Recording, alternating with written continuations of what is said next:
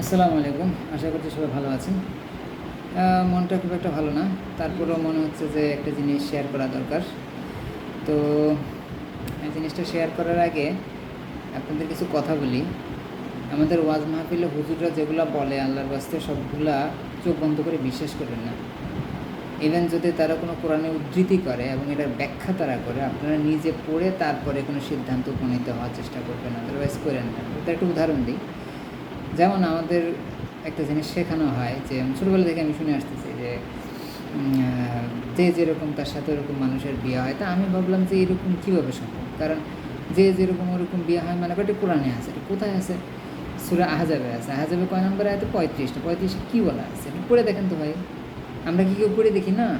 তা আমি পড়ে দেখছি, পড়ে দেখে আমি জিনিসটা তো টাসকে খেয়ে গেছি। দেখেন আয়াতটা এরকম যে ইন্নাল মুসলিমিনা ওয়াল মুসলিমাতে ওয়াল মুমিনিনা ওয়াল মুমিনাতে ওয়াল কানিতিনা ওয়াল কানিতাতে ওয়াস-সাদিকিনা ওয়াস-সাদিকাতে ওয়াল খাশিঈনা ওয়াল খাশিআতে, এরকম আর কি, ওয়াস-সাবিরিনা ওয়াস-সাবিরাতে, এরকম করে একটা লিস্ট চলে আসছে। হ্যাঁ, তো লিস্ট চলে আসার শেষে মানে এখানে কি বলছে যে মুমিনদের এবং ইন্না মানে নিশ্চয়ই, তো মুমিনদের জন্য মুমিন নারী এরকম কিন্তু জিনিসটা না। নিশ্চয়ই মুসলমান পুরুষ মুসলমান নারী, ইমানদার পুরুষ ইমানদার নারী, অনেতিন মানে বিনীত পুরুষ বিনীত নারী, এরকমভাবে আছে। সদাকিন সত্যবাদী। হ্যাঁ, তারপরে আসে কি এটা হলো খাশিঈন মানে বিনীত, সরি ওটা অনুগত, অনেতিন মানে অনুগত।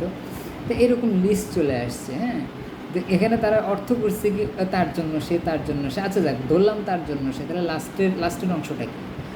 একটা আয়াতের লাস্টের আপনি যখন অনেকগুলো অ্যাট্রিবিউট বলতেছেন, একদম শেষের দিকে তো এটা কেন অ্যাট্রিবিউটগুলো বলছে সেটা তো বলতে, তো শেষে কী আছে?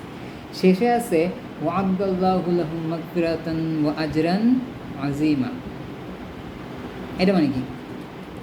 ওয়া'আদাল্লাহু লাহুম মাগফিরাতান ওয়া আজরান আযীমা, এইটার বাংলা অর্থ যদি করি, তাদের জন্য আল্লাহ তৈরি করে রেখেছেন ক্ষমা এবং মহাপুরস্কার। তার মানে মহাপুরস্কার কি? জান্নাত। তার মানে কি? মানে যারা এসব গুণে গুণান্বিত সেসব নারী এবং পুরুষদের জন্য জান্নাত প্রস্তুত আছে। এখানে বিয়ের প্রসঙ্গ কোত্থেকে আসলো, আর কে কীরকম সে সেরকম মানে বিয়ে করবে, এটা কোত্থেকে আসলো ভাই? মানে আমাদের এত পরিমাণ ব্যাকুল আমরা যে আমরা একটু যাচাই করি না। আমরা ওই একটা জুব্বা পরা দেখছি, আর মাহফিলে বলে ফেলছে, হুজুরে বলে ফেলছে, এটাকে মিথ্যা বলবে। আমিও কিন্তু এটা বিশ্বাস করতাম, কিন্তু আমি পড়ে দেখলাম, হুট করে চোখে পড়লো যে আচ্ছা দেখি তো আসলে লাস্টের দিকে কী দেওয়া আছে। মানে এমনি পড়তেছিলাম, ওটা খোঁজার জন্য না, এমনি পড়তেছিলাম লাস্টে। ও মা, দেখি তো ঘটনা আলাদা। এখন আমার কথা হলো যে আপনারা কারা বিশ্বাস করবেন, কী ব্যাখ্যা তারা দিয়ে? এটা বাংলাদেশেই কিন্তু ব্যাখ্যাটা দেয়, আমি বিদেশে এই ব্যাখ্যাগুলো পাইনি, কিন্তু বাংলাদেশে সেই থার্ড ক্লাস মার্কা ব্যাখ্যা পাইছি। এখন এই ব্যাখ্যা যে তারা দিছে, যদি ওইটা হয়ে থাকে তাইলে কোরআনের আয়াতের এই 35 নম্বর আয়াতের শেষের অংশটা ভুল। নাউজুবিল্লাহ, এটা কি ভুল না? কিসের সাথে কী মিলেছে?